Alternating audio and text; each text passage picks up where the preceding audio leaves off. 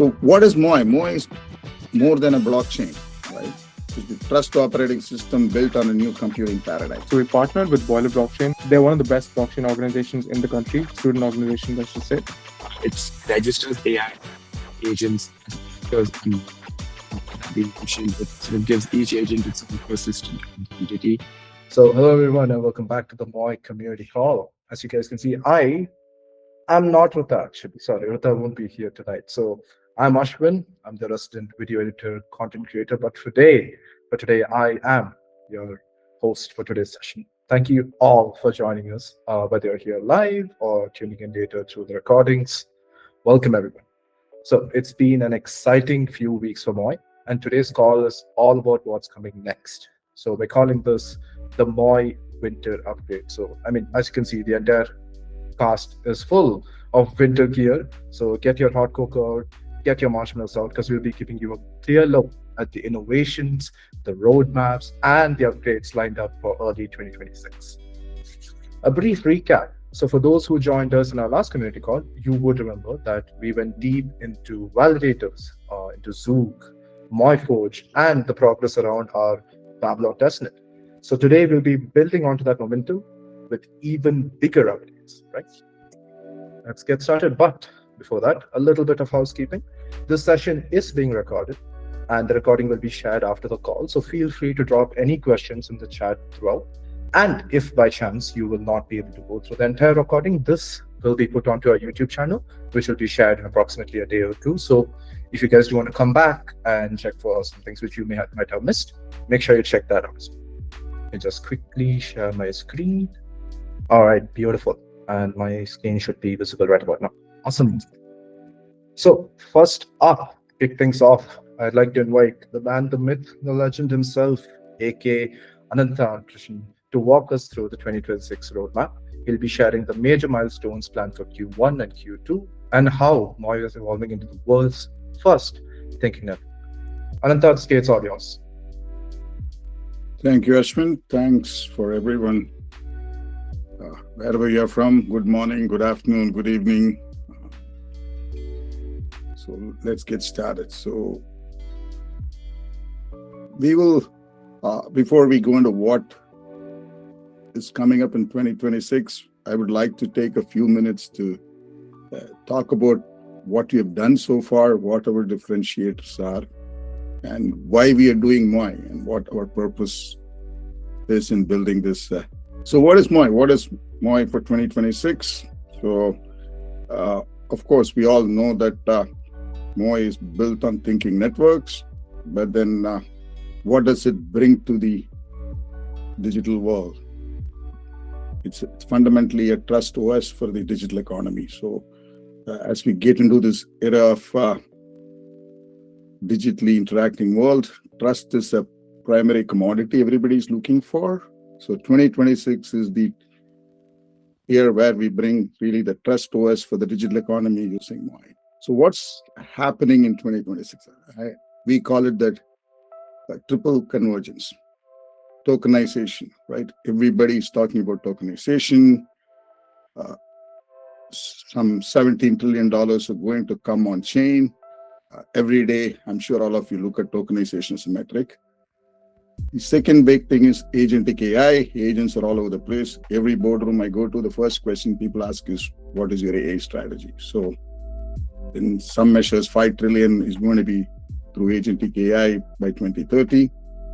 And I don't know if you all have observed in the last year or so, there has been a lot of noise about the near-term quantum threat. I put 5 years, but then some people expect it to be sooner, right? So this is the large convergence which is happening, quantum, AI, and tokenization. So, and that's the opportunity and also the risk in how to monetize this unique set of capabilities that are coming to play. So what does this fundamental convergence needs? And our hypothesis is trust. Trust is simply not just safety, just scalability, and just reliability. It's a combination of all three, right? So we can run very fast, but then if you're not safe, obviously running fast is not good enough. And systems can be safe, but then the safety centers on one centralized entity, or if it's not reliable, it's not good enough. So trust is this fundamental fabric that we intuitively know in everyday life, which it's a combination of safety, scalability, and reliability. But the problem is today's trust is simply bolted on, right? So it's a patchwork of middleware policies, audit trails, and there's a foundational reason for this, and this is what we have been working for the last 7 years. Is computation fundamentally does not know who you are. So today's computational models has got what, where, and how, but it misses the who. And this creates fundamental trust problems as an integrated computational primitive for networks. So if we can build something, but if it is not safe, you don't want it to run fast. So this is our hypothesis. For this convergence to really work, trust needs to be a fundamental fabric, and that has got a basic limitation in today's computational fabric. So let's look at this, right? We call this the 70-year error. All computation today is built for information. It's like weather in New York or the cricket score from Bangalore. But all economy runs on value. So as a utility, computers are great, but then for value, they don't really perform well. So what is the difference? Without going into too much of this semantics in a deep way, information is Cartesian. What I mean by that is you can copy it. You can make hundreds of copies. It's great. You can have your email in 1,000 places. But value is not like that. It's fundamentally linear, right? You can't copy a value. It has to be transferred to some person. So value needs ownership, whereas information needs replication. And this is a fundamental problem that industry has not missed. I wouldn't say it's missed, but it is built for information. So unfortunately, each system that handles value today, whatever system it is, whichever blockchain network, whichever computational paradigm, is fighting its own architecture. And this is a basic error that is there, or limitation, which we have solved over the last 7 years, which opens up possibilities which don't exist today. Today's computation is missing its most critical dimension, the who, the you, right? So the consequences are, without that, you see a lot of symptoms and people fix the symptoms. Unsafe systems, you have cybersecurity problems all over the place. I don't know what's going on because the system doesn't know who I am. It's unscalable because you need to kind of bring everybody to be part of everything. If you replicate value all over the network, and then the value needs to be owned by only one person, unfortunately, you need to do global consensus, right? So so in the first place, you should not have done it. So now that you've replicated value all over the network, it becomes a problem.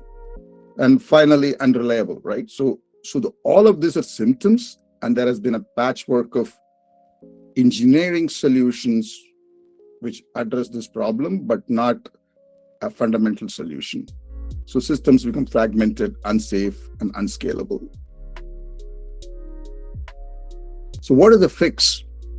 Our fix is contextual compute. This is the work that we have been working for the past 7 years, the foundational innovation.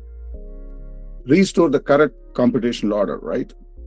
Today, computation is done by where, what, and how, and you are an external user. What I mean by that is the app needs to give you the privilege. The point is, why should it have the privilege in the first place? You should be driving what the app should do. So we fundamentally invert this through an idea of contextual compute, where participant is the primary primitive and applications and logic is driven by the participant. So this is just not an enhancement. This is not another authentication mechanism in your application. It's a fundamental reordering of the computational primitive. So who is a fundamental dimension? So trust becomes baked into the fabric as well. So that's how we fix it. It's called contextual compute. And how does contextual compute become real? With this new framework called participant interaction in context. We call it as the PIC model. So there is an unfortunate assumption today in computation that trust, value, and intelligence emerge from algorithms alone. If you just keep looking at ChatGPT, ask ChatGPT, keep asking it questions, it will produce intelligence and trust. Unfortunately, there is a fundamental fallacy there, right? So they all work in what I call as finite space. It's an countable space, but true intelligence and value requires the participant. What is important to you may not be important to me. So this notion of participant-centric collapse or a model which allows you to evolve trust from an interaction is the foundational method by which we make contextual compute happen. So the loop should primarily include you, because what is important to you may not be important to somebody else. Without that, the algorithms spin in the countable space forever. So that's why your AI engine will not be able to tell you what is important to you. It can just help you once you interact with it. So we have built this participant interaction context fabric into computation itself to make contextual compute happen. So what does that all give you? Once you have contextual compute and you have the PIC model working on top of it, we are thinking networks. Today's systems foundationally knows what data is moving. Data pipes, dumb infrastructures, intelligence in the endpoints only. It does not tell you who is interacting, right? So that's not baked into it. The app has to tell you who interacts. So participant-centric networks, the intelligence is in the network itself. So whether you're going to buy an airline ticket, whether you're accessing an AI agent, or whether you're doing a swap on an DEX, all of them know your context, your whole context, and who's interacting. So it's not just an identity. It's not just like your name. Today's recognition of participant is just your name. But then nobody understands you just by your name. They understand by who you are. And that's what thinking networks bring to the table. And we do that to three clear ideas: IFPCP, interaction finality protocol, and context protocol, that allows you to build this participant-centric networks. Krama is an ordering mechanism which kind of allows value to naturally evolve, support the linear types that we discussed, and through a PIC model that we saw. So the loop must primarily include you, otherwise it just is not going to be trusted in a basic way. So what is MOI? MOI is more than a blockchain, right?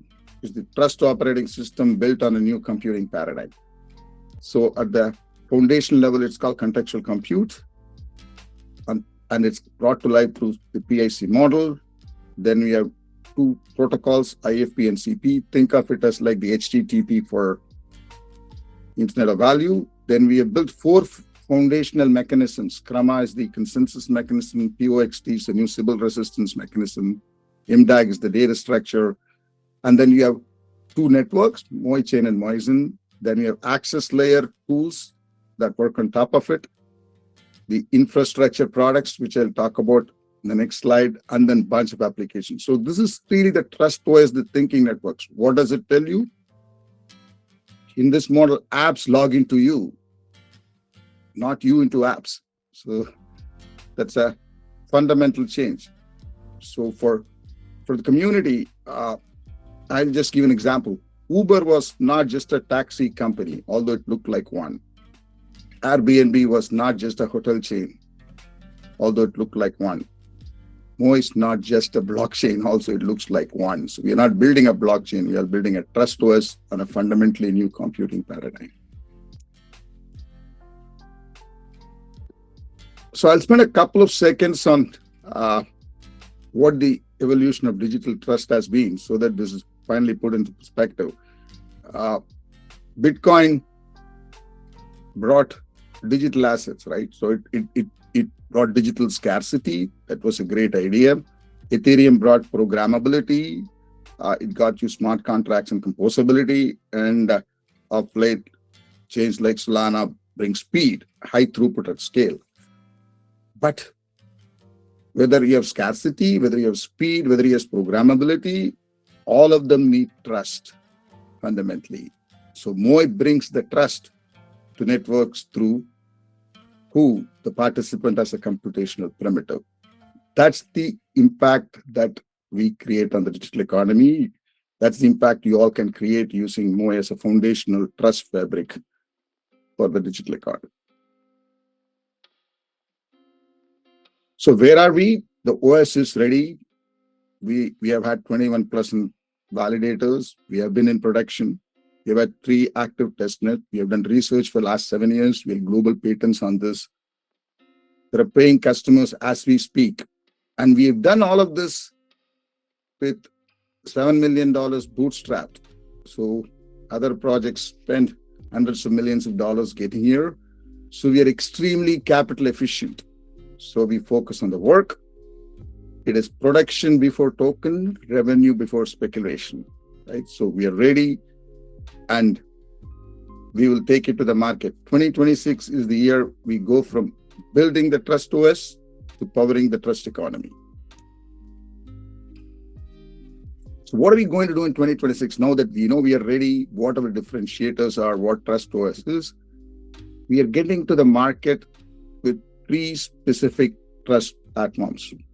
One is STIF, which is Safe Token Infrastructure. This is the trust for value. This is the $17 trillion coming on chain.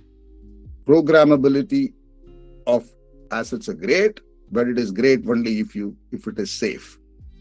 So STIF takes care of that. It uses verifiable credentials. It uses obviously the native participant-centric ownership of assets and context-aware programmability to solve that. That gives you trust for value, right? So go after the $17 trillion market of tokenization. The second platform is trust for agents. This is SAGEO, Safe Agentic Orchestration. So agents are really proliferating, and there's a lot of we have a new protocol that we have developed, which is called Agent Context Trust Protocol on top of MOI. Today, there is a lot of noise about connectivity and coordination between agents. But unfortunately, discovery and connectivity is not equal to trust. So let me give you a simple example. Assume an agent is authenticated to do something on our behalf. That's great, but then it has no approval to do a specific task. Can it book that airline ticket if it is $20 more?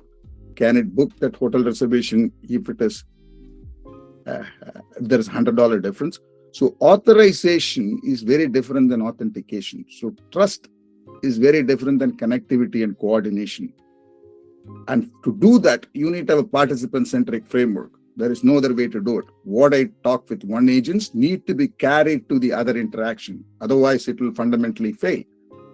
So the only way to solve the agentic trust problem is through a participant-centric model, and that's what SAGEO does.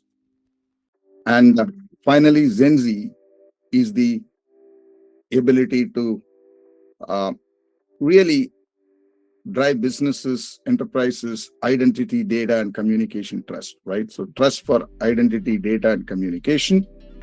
And here you want to think of it as blockchain is the database. Tokenization is the vehicle, right? And that's where digitization is going. If you cut out all the noise, blockchain will become the trusted database, tokenization will be the vehicle, and that's how digitization is going to happen.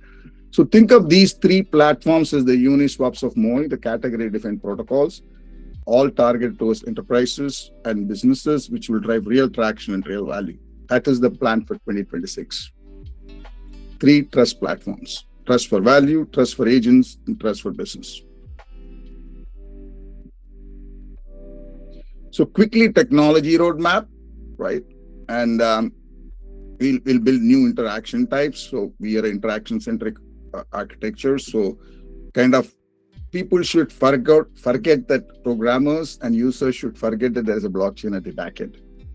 So I think Rahul says this all the time. The more people forget they're working with the blockchain will be more successful, or the platform will be more successful. So you'll build new interaction types. The second one that we are going to do is I'll have one slide on this: context-aware quantum security. We will be quantum secure, and obviously it cannot be all or nothing situation. So we will have that built in 2026. The network will be quantum safe, business SDKs, and our target is to have about 10,000 plus nodes by the end of 2026. So just one, maybe 30 seconds on the quantum problem only we can practically solve. For people who are new to this, obviously quantum is a fundamental problem, fundamental capability that will break the signature scheme, cryptographic signature schemes today. So the answer has been new signature schemes. Think of it like today you have to do 100 days of work to it says 3,000 days of work to break the signature. With quantum, you can break it in 3 minutes. So obviously the effort comes down. And so there are new signatures which does a lot more work. So the quantum computers cannot break it. So the effort involved is a lot larger. But the problem is it's a space-time problem always in computers, right? So the amount of size this signatures will take is a lot larger, right? So what can take so it becomes a lot larger, so you can't push so much data. It's 100 times larger than today's signatures. So that creates fundamental usability problems. But because we have intelligence and we are participant-centric and we are context-aware, we can effectively do it in a way where it is dynamic. Some assets can be made quantum safe, some interactions can be quantum safe. You can practically solve this without making an wholesale fork. So that's a unique ability that MOI has that other technologies have limitations adapting to. So mainnet launch, obviously Q1, Q2 is the time frame. We're already mainnet in the sense we have production ready systems running, production networks running. We have three test nets. We have the beta mainnet launch already. So this is more an point of ceremony than usage. So we already are pretty usable and buildable on what we have. The key point that I would like to make is we are a technology with a token at the back end, not the other way around, right? So the token utility is obviously network usage, staking. So we will have this done in the second quarter of 2026. So why is our token different? So this is a question, it keeps coming because demand is driven by real platforms for real businesses and not based on market speculation. So most tokens or utility tokens are centered around new business model that needs to adopt, and token becomes more the speculative quotient is a lot higher. In case of MOI, the demand is primarily driven by our three enterprise platforms, SAGEO, STIF, and ZenZ, and that drives the usage automatically because MOI becomes the trust OS or the trust anchor for these enterprises to move forward. So not a token with the hopes of technology adoption, technology with a token at the back end. So think of it like this. Today, there's maybe a simpler example. Today, Stripe uses USDC at the back end. Of course, when you use USDC, Ethereum and Base get demand for the token, but then nobody knows that the token is being used. So it kind of is at the back end doing its work. Similarly, we will become the trust token for the industry. So whichever enterprises, whichever businesses want to trust platform, they will use it, and the token automatically gains value. So it's not a speculative play. It's an spoken with the technology at the back end. This goes back to our ethos. So we are very capital efficient. We focus on the long term. We focus for real world adoption, and token is just a metric through which we make this happen. So what is 2023? The critical here for MOI, what can the community do, right? So for the community, node operators, get on, we have more tokens to give away. If you want to scale up to 10,000 plus validators, developers will be able to build on 3 new trust platforms, specifically driving value to enterprises, SAGEO and Zenzi. For the ecosystem, mainnet launch, token launch, and obviously the enterprise wave. The stack is ready. The market is ready. We have a unique set of capabilities. Now we need to go execute, right? I think there's an opportunity for this community to make an impact. The trust overs can. So we're building for the next 10 years. So we're not building for today. Trust will be the fundamental conversation for the next 10 years. And we have worked for the last 7 years to build a foundational computational perimeter that bakes trust into every digital interaction in a very fair, verifiable, and useful manner. So the question in front of us is not whether this trust infrastructure will exist. So that's the next big move, right? So we have assets, we have programmability and speed. The next big question or the next big demand from digitization and a digitally interacting world will be trust. The question is who defines it? And we as a community have an opportunity to really define it because we have the right tools to make it happen. And I request all of us in the community to really look at what we are doing and have an opportunity to provide the basic trust that's required for the digitally interacting world to work.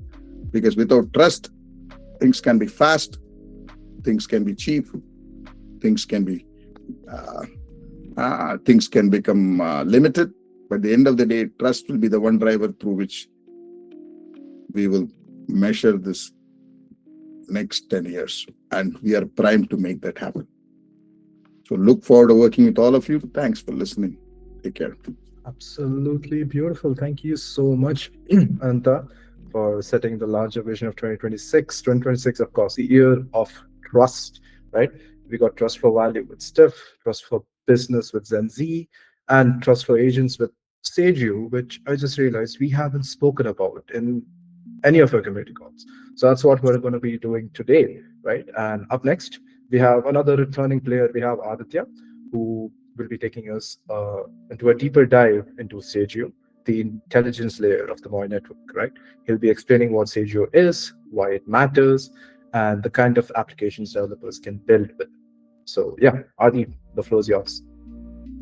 Hey guys, I really like doing these community calls. I think every time we have a call, it's really nice, time to actually explain what we've been working so hard on to the community.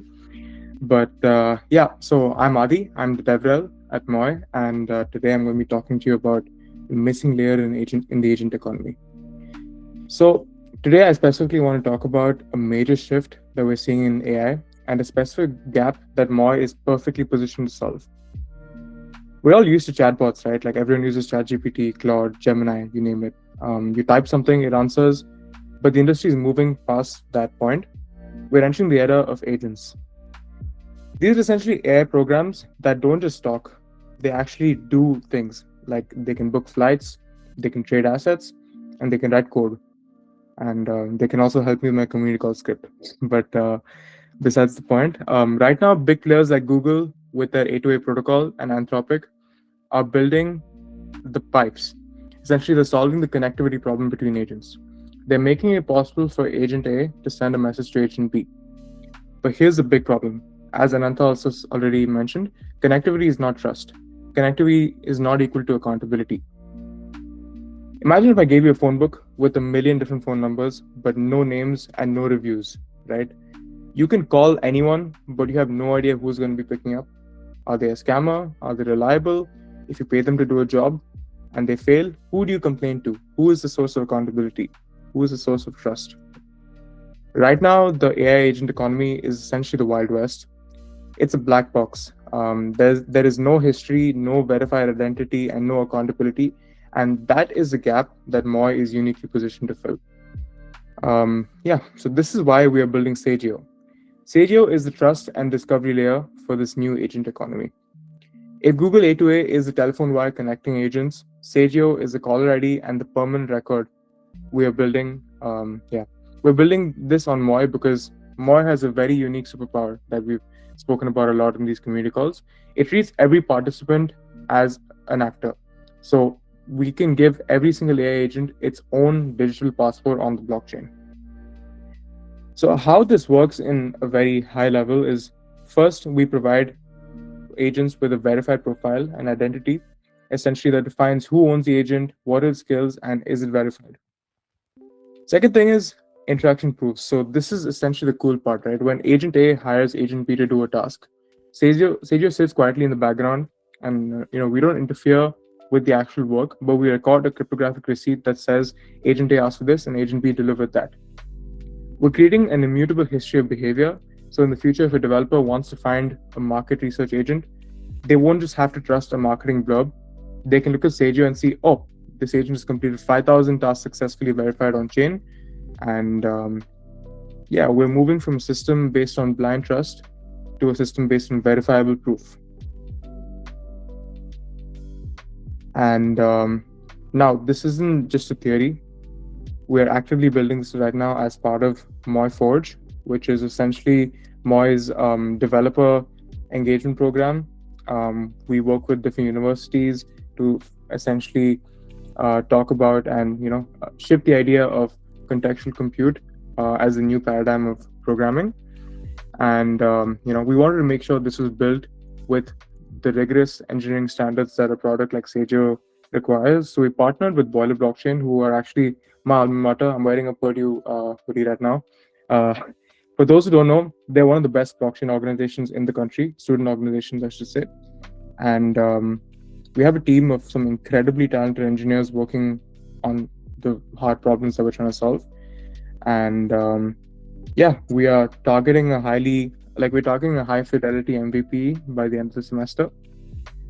So far I've spoken to you about the problem SAGEO is trying to solve, the gap that we're trying to bridge, and essentially how MOI is uniquely positioned to be able to bridge that gap efficiently. But to understand further about the vision, I'll let you guys hear it from the horse's mouth directly. So I'll pass the mic on to Sahil, who is essentially the project manager who is working on SAGEO with a team of 5 amazing developers. Sahil, on to you to explain how you guys are implementing and how you guys are working on the project. Yeah, hey Abhi, hi. Nice to be here. Thank you. I'm Sahil, and I've been working on the SAGEO with the MOI team for this semester, and it's been amazing. The support from the team has been pretty cool. So let me just quickly walk you through what SAGEO actually does, and it's a quick just into how it works and what it enables essentially. First and foremost, I think agent identity is one piece that SAGEO fits. It registers AI agents as actors, and as Abhi mentioned, it sort of gives each agent its own persistent identity. So instead of agents just being anonymous services or like algorithms or just treated as a piece of code, they now have data and history. They're treated as actors and actual stakeholders on the network. Every transaction, that means that every sort of transaction and interaction that it makes with either another agent or an end user gets recorded as part of that agent's context. So behavior isn't lost after a single request. This fits into A2A very smoothly. We're not replacing Google A2A. Agent-to-agent communication protocol that Google developed still handles sort of the communication and the routing as they described it. SAGEO simply sits as sort of a proxy on top of it. So as agents talk through A2A, SAGEO records sort of key interaction metadata on chain, things like who interacted with whom and when. That number one gives us auditability, so adding that accountability to what agents are doing on chain. And it also adds context portability. That's another goal we're working on with SAGEO. So agents don't just interact in isolation anymore. When an agent talks to a user, and the agent can carry forward based on the context of previous interactions. That is something that SAGEO can enable as well. So that means agents are not just starting it from scratch every time. The network itself remembers past user-agent interactions in a verifiable way. And we're doing all this supporting sort of developers and agent orchestration kits so that SAGEO is easy to adopt. That means developers don't need to rewrite their agents, like sort of learn a new framework. They just sort of plug SAGEO into their existing workflows. Registration and interaction logging. Interaction logging is completely different. It's just their agent on SAGEO. And the agent identity, its history, tracking, invisibility. So in short, SAGEO keeps A2A, uses the plumbing that A2A provides, adds identity, adds memory on top, and make agent interaction something we can actually trust and reason about at scale using. Thank you, Sahil. That was a really nice explanation. Looking forward to what you guys cook up by the end of the semester. Awesome. Thank you guys so much. Thank you, Aditya. Thank you, Sahil. You heard it from a community member himself. Great work done by SAGEO. Great work done by all the engineers. Right, I'm really excited for what's up in the future. And speaking of community members, that's what we're going to be talking about. It's MOI themselves, to be fair. Right. So for this, we have a new phase in the community call. We have Vardhan, and Vardhan will be walking us through the latest ecosystem updates from the Moinkee campaign to Galxe Odyssey, campus roadshows, IMAs, community growth, and everything that's happening across the ecosystem. So, Vardhan, all yours, man. Thank you, Ishwin. Thank you so much. Hi, everyone. I'm Vardhan. You are seeing me for the first time. I'm the marketing associate at MOI. It's really good to have you all here today. Super excited and super pumped to take you through the community updates. And I'm really excited because the last few weeks have been very, very active and top momentum. So let's jump right in. So let's begin with one of the biggest engines of our community growth, the MOI Ecosystem Odyssey campaign on Galxe. This campaign is essentially our onboarding loop, we can say. People come in, learn about MOI, complete the quests, and accumulate points that will eventually convert into future ecosystem rewards. And the participation we are seeing here is absolutely incredible. If you look at the leaderboard on your screen on the slide, you will see a person with over 5,500 points as well. That means many of you have been with us for a very, very long time now, actively engaging, completing quests, and staying involved. If you look at the numbers of overall Galxe numbers, basically, we are inching closer to 21K followers on Galxe, which is obviously not easy for a project in Web3. We have around 39,629 campaign participants till now, more than 3 lakh views, and 3 live campaigns under the Odyssey series itself. So these are some massive numbers. And what's exciting is that we are just getting started. We have many new quests in pipeline, including wallet creation, including developer tasks, and deeper ecosystem engagement, I can say. So if you haven't started accumulating points yet, I would say you are not late. This is the perfect time to begin. So get started with the Galxe campaigns as soon as possible. Ashwin, can you move on to the next slide? Yeah. So next up, our Telegram AMA with crypto astronauts, which we had on the 24th of November. So this was one of the biggest spikes we have ever seen in a single day over our Telegram. We got over 2,800 new members on our Telegram. The AMA was heavily focused on the developer side about developer adoption. Topics like MOI Forge, how MOI enables thinking network layer, and how builders can get involved. This was the whole concept of this text AMA we had on Telegram. This also shows that the technical audience is genuinely interested in what we are building, and yeah, a very very big win for the community as well. Ashwin, can you move to the next slide? A previous one. Yeah. So we had the X Space AMA as well with the same project, Crypto Astronauts, and this was the biggest win of the month, I can say. We had around 5.5K live listeners, which is insane engagement for a L1 project, which is still in beta. And after the replay circulated, the total reach crossed 125K listeners. Adi was the guest again here, and he spoke about MOI Forge, the future of thinking network, and MOI's long-term mission. This space really helped amplify our presence on X. And going forward, we are planning to host our own MOI Run spaces as well on a weekly or bi-weekly basis. So make sure you follow us on X as well and join the upcoming spaces, as a lot more updates are going to be there. A lot more chats are going to be there. Ashwin, can you move on to the next slide? Yeah. So community call itself. So community call 4, which was the previous one, was actually the best performing call ever.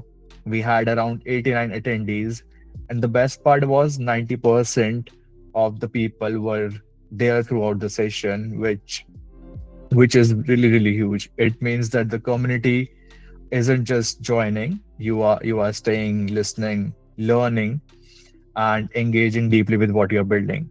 Obviously on a Friday night at 8 p.m. According to Indian Standard Time, if you are here, you are obviously interested in what we are building and you are along with us. And community calls are quickly becoming a core anchor of MOI. And today's call continues the momentum, and 2026 is gonna keep the momentum same for both of us. Yeah. So now let's talk about YouTube, another major growth channel for us. Over the last few weeks, we have seen incredible growth: 180 new subscribers, 1,200 plus viewers, and the best part, 93% of those viewers are new to the ecosystem. That's exactly the kind of reach we want. Obviously, most of the credit goes to the community call recordings, but MOI Forge episodes, other explainer videos, they have been performing really, really consistently on our YouTube channel. YouTube is slowly becoming one of the strongest awareness, I would say, education channel for us. And we are doubling down on the videos because that's what the community loves. Soon you will see a recap video of 2025 posted on YouTube. We'll be sharing it on our socials as well. So stay tuned for that as well. Moving forward, now coming to something very, very new and very, very exciting, the MOI Campus Roadshow. So the Roadshow is our, I would say, long-term initiative to reach universities, train students, and build the next generation of MOI developers and contributors. Our first activation was at SSIT Tumkur. It is a college based in India, which was on December 5th and December 6th, which was a 2-day boot camp. And we saw 80 plus students turning out, which was really, really great for I would say, first campus event that we had. It was a hands-on workshop. Certificates were issued through Cypher Node, and there was really strong interest from the universities, tech clubs there. Following that, we were invited by President's Universities. It is one of the biggest top universities in India to join their board of studies meeting. We'll discuss their upcoming blockchain curriculum and how MOI can be integrated. Uh, we are on to next few steps with them for MOU, including how can we include MOI into the coursework. We are on to those discussions and already pumped up to conduct the future boot camps and workshops with them. I would say, this clearly shows that the academic interest in MOI is really growing, and we are building long-term foundations with universities and young developers across India for now, and Adi is doing the same in US as well. And I would say, if you are a student or a developer from India, this is something you should definitely watch out for, because in 2026 we are going to have a crazy number of road shows. Rahul and Sai will be there handling those road shows. So I would say just stay tuned. It is a big opportunity for you to get on board as early onto a project that is built on belief. So yeah. Can you move to the next slide, Ashwin? Yeah. Now I would say, coming on to something really fun. That's Moinkee. Now, Moinkee has been a core part of our community culture. It is a light-hearted but meaningful way to keep everyone engaged while learning about the ecosystem. Ashwin will play a short Moinkee update video right after this. But before that, as you can see, like most of the things I mentioned today were purely numbers. And I haven't talked anything without showing the numbers on the screen, because numbers shows the reality. That's what we believe. And the truth, I would say, the truth is that we are not here. We are not here to run a pump and dump project. MOI is people's blockchain. We are building steadily with the real education, real engagement, and real adoption. We are ending 2025 on a high, and 2026 is gonna be the biggest year for MOI. That is something we can assure you. I would say thank you for turning up. That was all from my side. Over to you, Ashwin. Hello, humans. Moinkee reporting live from the jungle of metrics and bananas. This month, I crossed 150K impressions on X through replies and posts. The tribe is noticing. Up 140 followers each, averaging around 10K themselves. So in a way, my extended banana family is way bigger than it looks. Yes, the perception is shifting. Humans already see MOI Tech as something different, not a regular chain, something more evolved. Couldn't attend IBW because the team lead said interns weren't allowed. No hard feelings, but trust me, I would have gone bananas on that stage. Okay, small concern to me, my banana stack hasn't been refilled this week. Just flagging it before I file a jungle complaint. Bye, humans. See you later. Thank you so much, Vardhan, for those updates. This is about the community itself, so those were some really important updates, and I'm really looking forward to you guys coming in and being more active into the community. I'm seeing a lot of emojis this community call, so I'm really happy. I need more emoji spams next time. Also, what, 89? That's it. Come on, guys, triple digits easily next time. I need you guys to spread the word, get more people in, and just grow the community. So yeah, cool. So just so that we can end this on a good note, make sure you guys do follow our X and Telegram for our roadmap announcements, right? And make sure you guys join Moinkee. Follow his Instagram, his X. Follow our MOI channels for all the updates you can get. Honestly, follow Moinkee a lot more, because hey, it's really funny. He roasts people. That's funny as hell. Sort of. Cool. And of course, there's more updates coming soon on Community Call number 6. And I am really looking forward to the 2025 MOI Wrap, as we could call it, which also means I should be editing it. So yeah, can't wait. Thank you all so much for joining. This has been a massive success, and I really hope you guys enjoyed it. Yes, we shall be seeing you guys soon on Community Call number 6. Thank you, guys.